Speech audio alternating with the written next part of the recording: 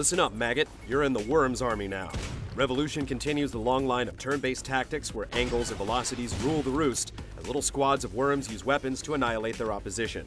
There's some new bells and whistles here, mixed in with the earthworms and night crawlers, but its core of war remains unperturbed despite the title. I wonder if he'll be so cocky when you show him his own heart. On the single-player side, Worms serves up a campaign narrated by an imaginary wildlife documentarian, chocked full of English euphemisms with a dash of Monty Python, that click with yucks less often than it should for its verbosity. The scenarios unfold at an inchworm's pace, starting with a slapdash tutorial that over-explains some elements and leaves others a mystery.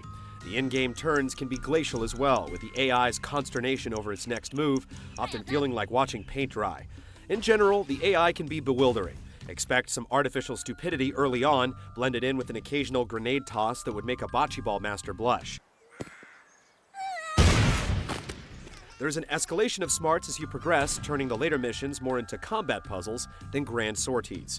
The game actually has an enjoyable, if unforgiving, puzzle mode as well, which forces you to think outside the box when it comes to your munitions. Some mid-puzzle saves would have been nice. Playing with other people, on the couch or online with everyone on an even playing field, is where Worms shines. Watching someone march their worm to the edge of a cliff, take aim, and then jump instead of firing is pretty funny. It makes it hurt less when you do the same thing yourself next turn.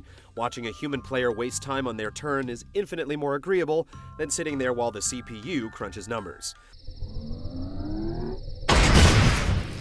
The additions to the Worms canon do little to change the fundamentals while adding wrinkles for strategic tuning.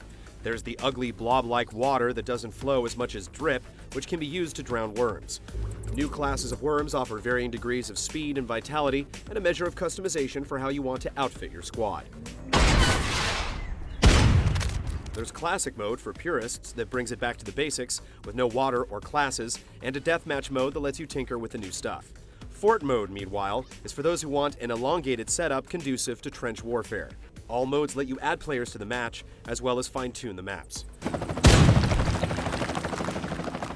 Scrambling for some mysterious, hilarious weapon harbored in a crate, landing an impossible shot, or carving out the land for an assault continues to be what makes Worms' game of destructible chess worthwhile. It's easy to write off the single-player campaign, but the heart and soul of the multiplayer stays the sure and steady path.